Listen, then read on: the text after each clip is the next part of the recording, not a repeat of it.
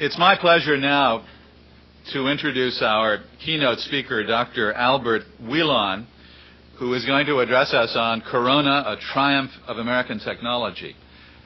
I expect that just about everyone in our audience knows Dr. Wheelon and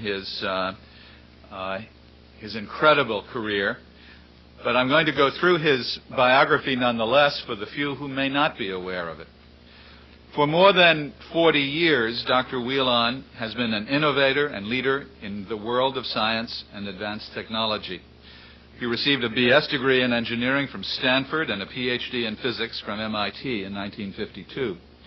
In 1953, he joined TRW as a senior member of the technical staff, and his work for TRW focused on guidance systems for long-range ballistic missiles and early space projects.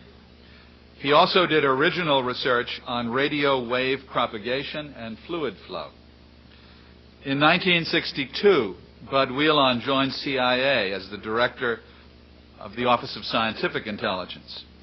And 1 year later, at the age of 34, John McCone, the director of CIA, designated Bud Wheelon CIA's first deputy director for science and technology. And in that capacity, he became the chief architect of CIA's science and technology efforts across the entire spectrum of those activities, including CIA's and the intelligence community's posture in space. In 1966, Dr. Wheelon joined the Hughes Aircraft Company as vice president for engineering.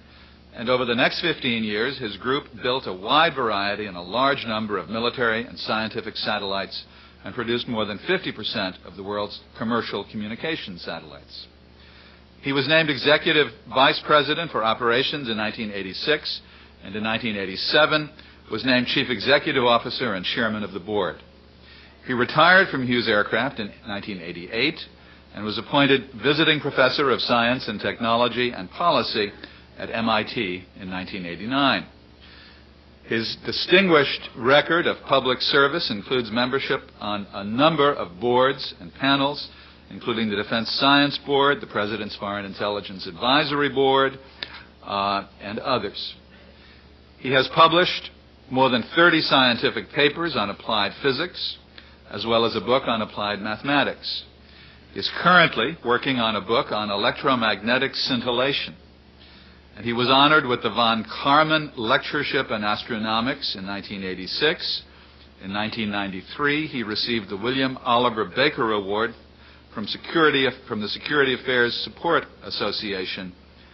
And in 1994, Dr. Wheelon was honored at the CIA headquarters by the intelligence community. He was the recipient of the R.V. Jones Intelligence Award. It's my pleasure to introduce Bud Wheelon.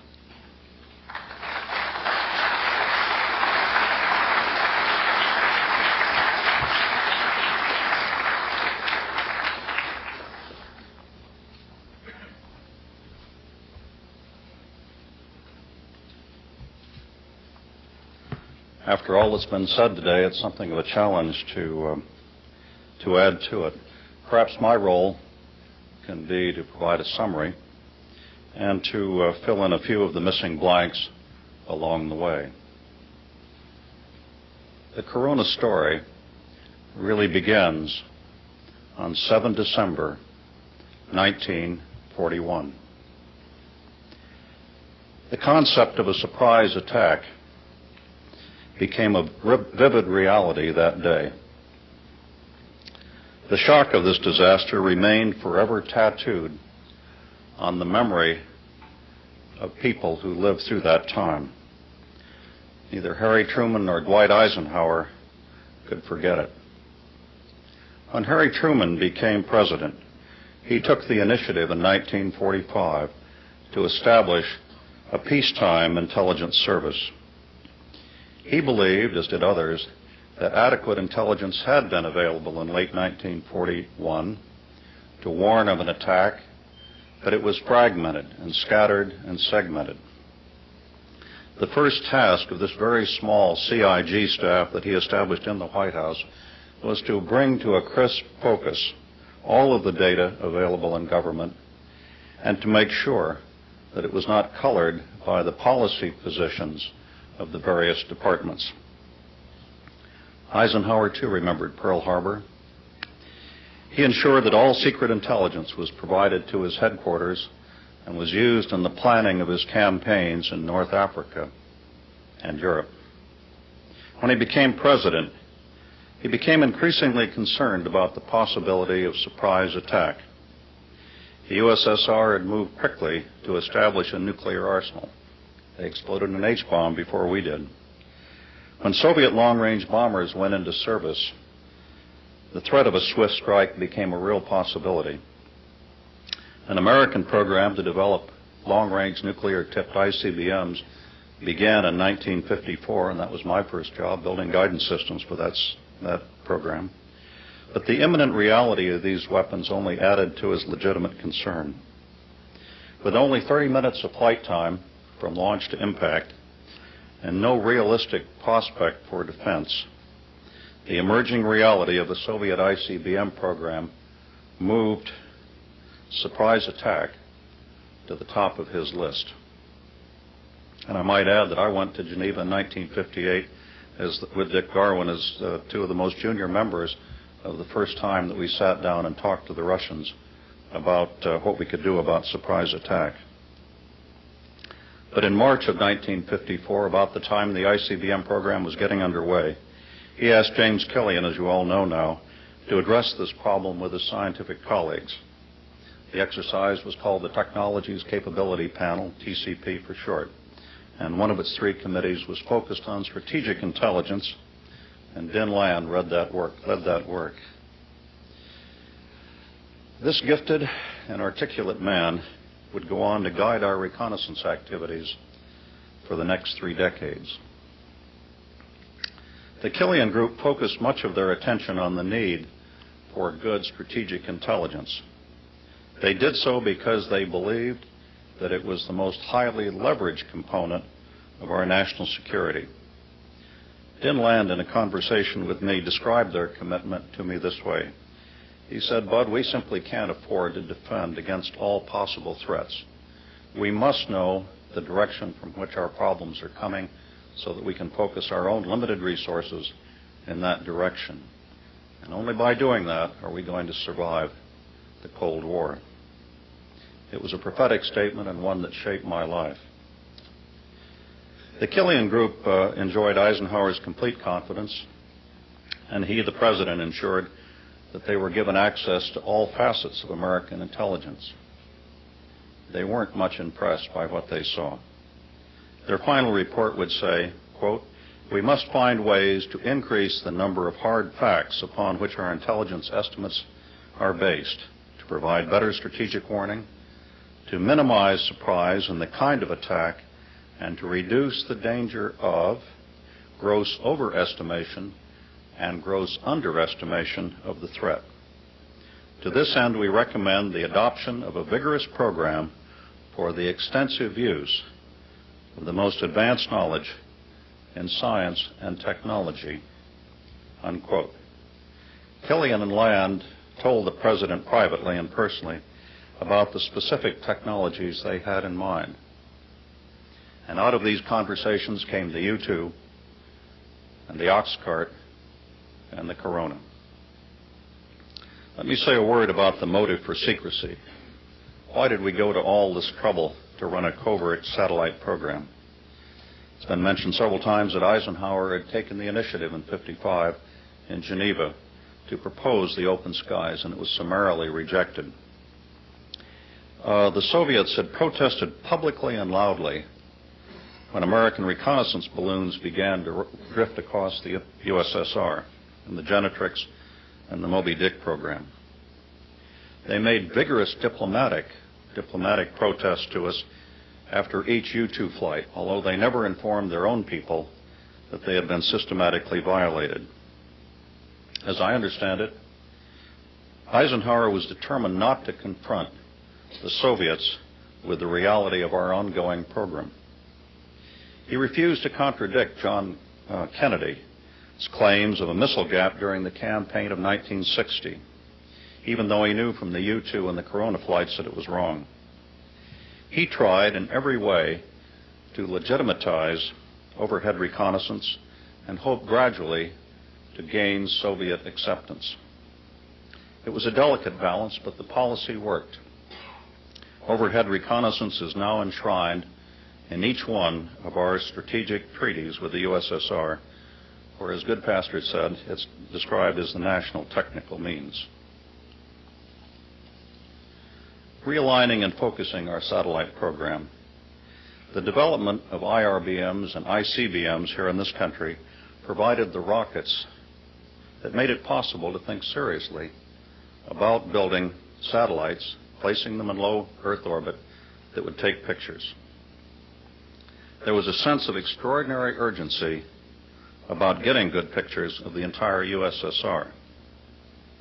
On the other hand, the PFIB report, the President's Intelligence Board, at the end of '57 was pretty skeptical about the program then underway, the WS-117L. They were skeptical it would provide adequate capability fast enough.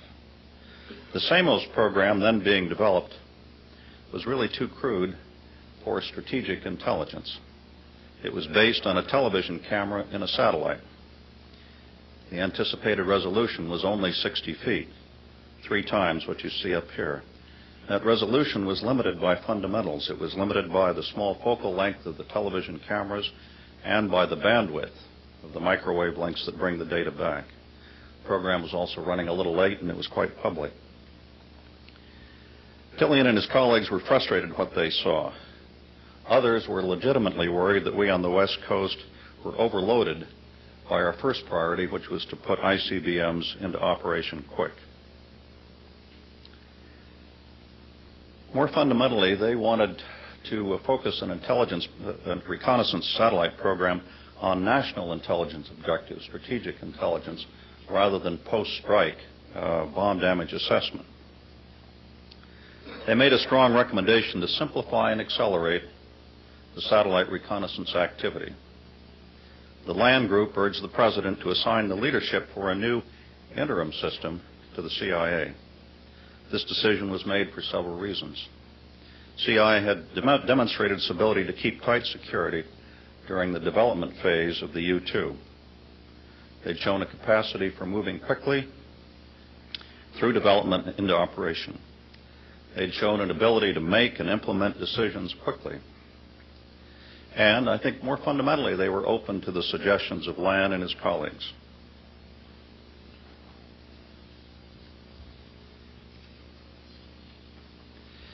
Killian and Land wanted to streamline the program and the technical management system, and this all argued for a new departure, a new start. In retrospect, they were quite optimistic about the schedule on which an interim system could be built. They persuaded the President to transfer those elements of the existing Air Force program, which promised an early operational capability, and put those into the new program. To be led by Dick Bissell, the CIA, working with Ozzie Rutland of the Air Force. And they were to emulate the partnership which had worked so well on the U-2. Let's talk just a second about the background and the legacy. I think it's a misreading of history to suggest that Corona was developed from scratch in 11 months. It was a truly remarkable achievement, as the title for this talk suggests, and as I believe. But the fact is, it relied on some pretty important things that had been done previously. And let me just remind you of them. The Thor IRBM rocket had become a reliable launcher before Corona began, and that was a major asset to the program. The Agena second stage had been in development for 2 years when Corona began, and that too was an asset, although it hadn't yet flown. In fact, the Agena got its flight test program on Corona. The Agena was based on a proven rocket engine, the one developed for the B-58. This high-resolution film based on acetate base had been developed for the U-2, and it could be used for an accelerated satellite program. As Walt Levison mentioned, panoramic cameras with about half the focal length had been built and flown on the balloon reconnaissance programs. And those same programs had developed the air snatch capability, although we still had a lot to learn. Perhaps more importantly, the ballistic missile programs had developed the reentry techniques, the heat shield techniques, to protect warheads as they re-entered the Earth's atmosphere at shallow angles and very high speed. And that same technique could be used for the film Return. Of course, these techniques were well known to the land group and who were advocating the accelerated program, and it gave them the substantive base to argue for moving quickly to get an interim system. Difficult design choices. Nonetheless, difficult design choices remain to be made. The remarkably short work statement of 25 April 1958 reflects those courageous decisions. There's little doubt that Bissell and Ritland made those decisions. There's also little doubt that they were heavily influenced by the land group. The first decision was to base Corona on a traditional film system and employ physical recovery of the film. That was an entirely different direction that Samos had been following using television in real time. The second crucial decision was the camera configuration, and the papers that have been passed out to you describe that. The previous work had all been based on a spinning spacecraft, which is the easy way to do the satellite part of it, to provide the scanning and also the stabilization. But it employed a fairly short focal length camera that had been designed by Fairchild. The Boston University group that had recently formed ITEC proposed a 24-inch focal length panoramic camera. It was based on the balloon experience. It provided significant resolution improvement as time went on, as subsequent events would verify. Bissell made this choice with the advice of Land's group. It was absolutely correct, and much of the Corona success is due to having made the right choice in this regard. That second decision, however, required that the spacecraft be stabilized in 3 dimensions with an active control system, and that hadn't been done. That was a lot more difficult than the previous plan of using a spinning satellite to provide the attitude control through gyroscopic stability. This, too, was a wise choice, although it required redesign of the spacecraft and accounts for many of the early development problems. The reason it was a good idea is that 3 decades of reconnaissance missions have now used the basic agena that was developed on Corona. Lanyard and Argon missions, which were also declassified at this time, probably could not have been done without the 3-axis stabilized agena. So in this sense, Corona pioneered for all of the subsequent reconnaissance programs. Say a word about program management. The documents made available to this symposium describe the effective and the streamlined management approach that Bissell and Ritland adopted. It's essentially the same system they'd used on the U-2. The job was a little bigger.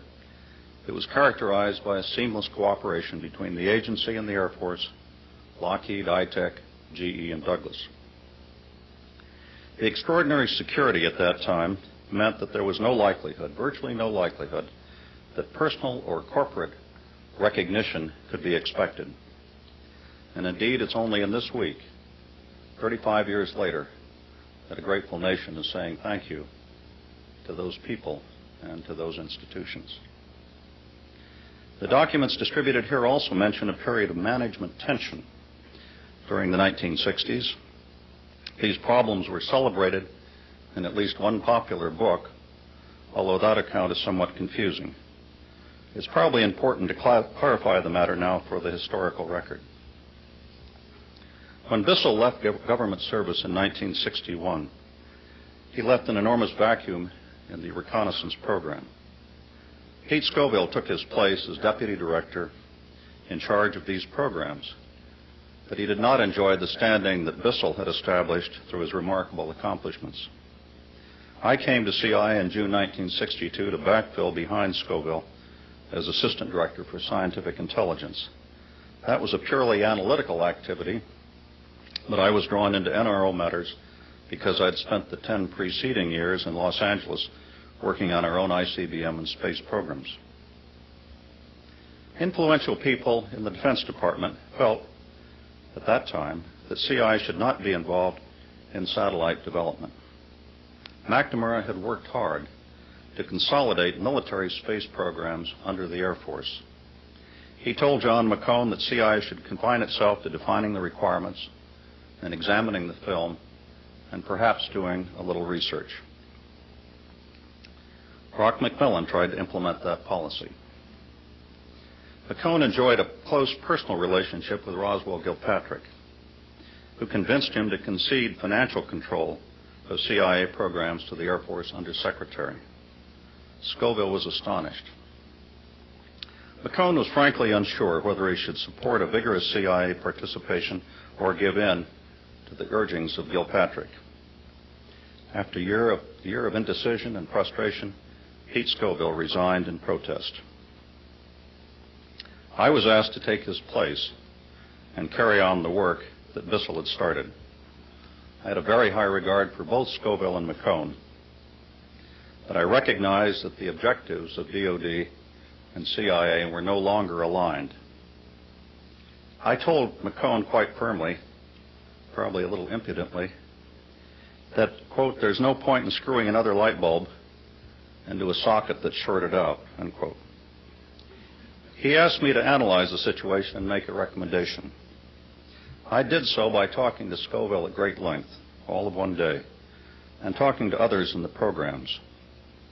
I concluded that the nation needed the benefits of competition in strategic reconnaissance. I reminded McCone that the country had made a similar decision when it established a second nuclear weapon design laboratory at Livermore while he was the chairman of the AEC. I readily acknowledge that the problems of competition among government agencies are unseemly and messy, but I stated my belief that the overriding priority was a vigorous and effective strategic reconnaissance program. He thought about this for a day, and he responded to me that the CIA should again play a strong role in these programs. He pledged his full support to that objective.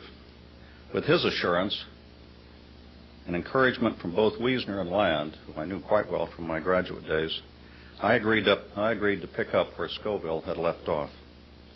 I immediately assumed responsibility for all overflight activities with the U-2. I picked up the development and the operational responsibilities for the Mach 3 airplane we called the Oxcart, and which is now known as the SR-71.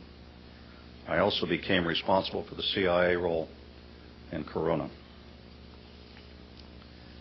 After a period of, readjustment of expectations, the CIA Air Force partnership resumed and served this nation well to the program's end in 1972. The debate between CIA and DoD then shifted temporarily to whether CIA ought to pursue new reconnaissance systems under the NRO. That debate continued until Al Plax took over as the director of the NRO. He saw CIA and the Air Force as valuable and complementary assets for the nation. This was fortunate because three important systems then being developed by CIA would eventually become the principal components of the National Reconnaissance Program. Let's talk for a minute about development problems. It's important to remember that the country had no experience in developing satellite systems in 1958. The early satellites, U.S. satellites, were very crude by any measure. It fell to Corona to do the pioneering for the United States. As we know from the film, the program was marked by a string of failures and disappointments. What's remarkable to me is that Bissell and Rutland pressed on and that Eisenhower supported them. Spacecraft. Much of the difficulty occurred in the Agena vehicle, which was flying for the first time, no surprise. In our state of knowledge today, and our sophistication and all that goes with it, and all the hubris, we tend to forget how desperately inexperienced we were in those early days. I was just out of graduate school. I was working on our programs, and I went quite often to Schriever's monthly meetings, which were properly called Black Saturdays. That's what he called them. Viking had been a profound embarrassment to this country, the repeated failures on national television. Thor and Atlas had gone through similar problems when they began. Just one disaster after another. At the time that the Agena was going into test for Corona, Titan was in its flight test, and I think we had 4 failures in a row at the very front end. It was just terrible. Upper stages were a whole new business. We'd sort of learned how to make rockets. We'd built Thor and Atlas, but upper stages were a whole new deal. Our group in Los Angeles tried and failed 3 times to build an upper stage for Thor that would send payloads to the moon, and we failed on every single attempt. The Centaur upper stage was then in development. It was undergoing problems that were a great deal greater than Agena, and it took an awful lot longer to resolve them. On recovery, causing capsules to come down in the desired recovery area proved to be a difficult job. We quickly learned that we had an awful lot to learn about snagging the parachutes of descending payloads. As you've heard in the film and from the people, the acetate film broke several times, and that sent shivers down our back. Unfortunately, Eastman Kodak had developed the polyester-based film, and that solved the problem. Film fogging was a different issue. A number of people looked into that. I asked Sid Grell of Stanford to take leave in the fall of 1963 and assemble a group of people here in Washington at NPIC and to see if they could come to the bottom of this. And they did. They tackled that and other programs that heavily influenced the future of the Corona program. On schedules. One of the barriers to solving problems was the pressure to continue launching at an incredibly fast pace. To be sure, this was driven by the terrible pressure that we had to get film on the Soviet strategic capabilities, and that evidence could only come from Corona. During that first year, we launched about 1 Corona a month, in spite of major technical problems. That short interval didn't give the engineers time to analyze and fix all the problems. I think it's useful for you to remember, as I do vividly because I was on the Challenger Commission, that after the Challenger blew up, the space shuttle was stood down for almost 3 years while we solved that problem. That luxury of a very long stand-down was not available to the Corona team that Jim Plummer and others were leading. The problems were further compounded by the fact that we didn't have adequate test data, flight instrumentation on the birds in the early days. And we had too little data to work with. The choice always was simple, either carry instrumentation or carry film. We always chose film. What is remarkable to me is the determination and the tenacity of the men who led that effort. Let me say a word about the impact on strategic intelligence. The first flight produced a cornucopia of data, no argument about that. For the analysts and the estimators, it was almost as if a great searchlight had gone on and turned on in a completely blackened warehouse. I believe that it's fair to say that the Corona very quickly assumed the decisive role that the Enigma code breaking had played during the Second World War. We needed a great deal of information about virtually every part of the Soviet Union. Their space program had embarrassed Kennedy. It had embarrassed Eisenhower, and it was embarrassing Kennedy. They had a vigorous missile and ICBM program, and silos were popping up all over. Missile production was widely scattered. They had a vast air defense system, and they were certainly building an ABM system.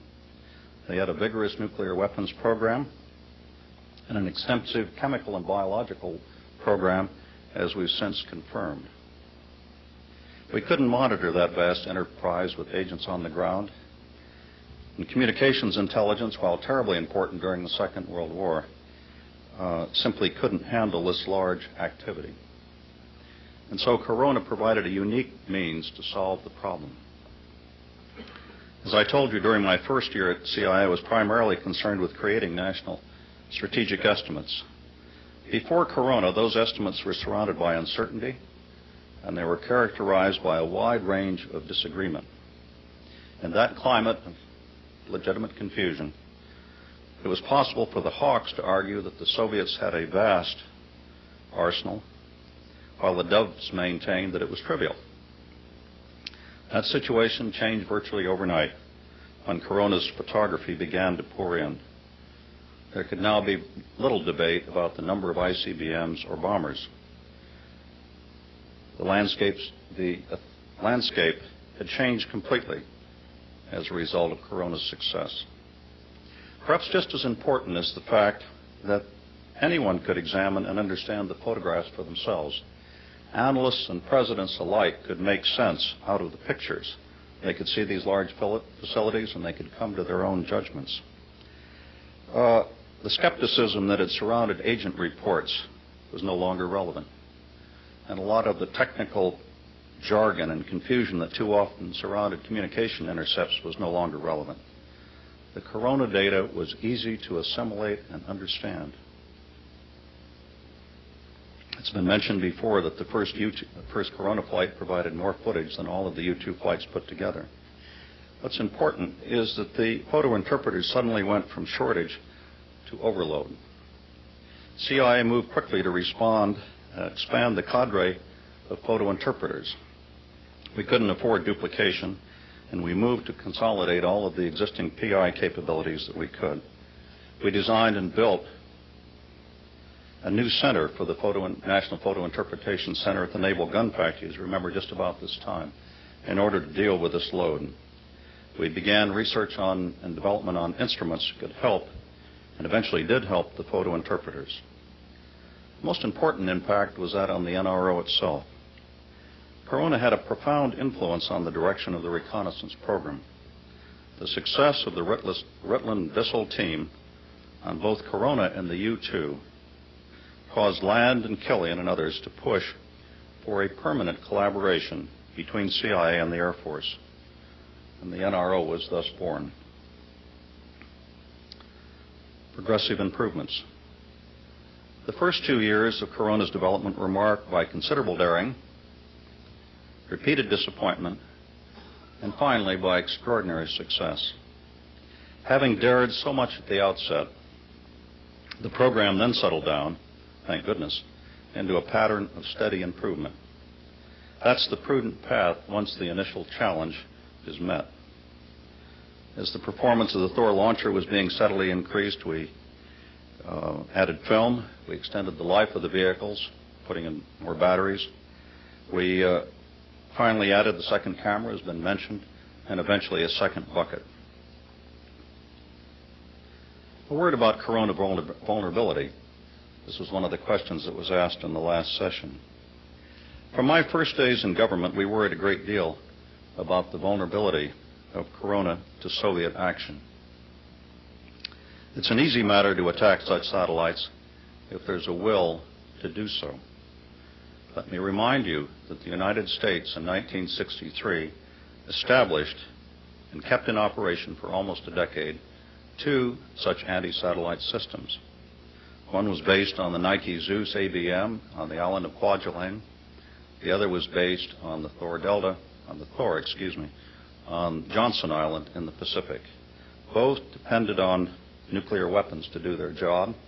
In both cases, the idea was to wait until the satellite was approaching reasonably close to the island to blast off a rocket, go up, intercept it, and shoot off the nuclear weapon. The Soviets had deployed an extensive ABM system around Moscow, and they had their test facilities at Sarychegan. We had to conclude that it would be a simple matter to eliminate Corona if they chose to do so.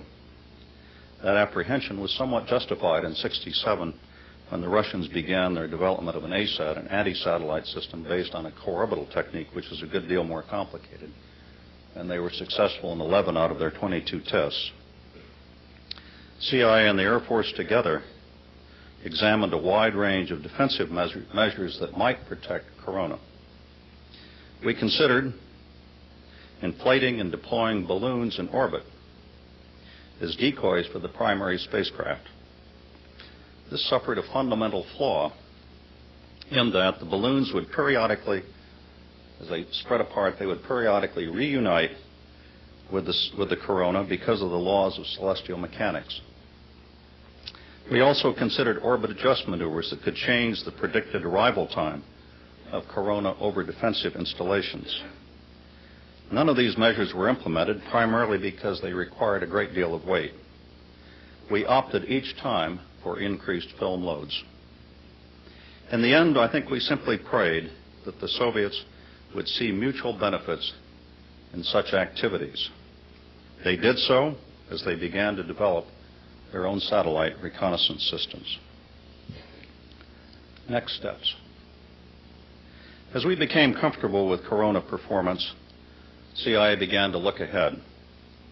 I had noted that the photo interpreters were having difficulty in finding strategic and military facilities in the vast amount of film that was arriving.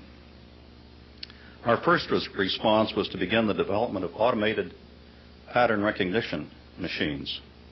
And it's a great satisfaction to me that those programs are finally successful, and in fact are now being used by the medical community to scan mammogram data.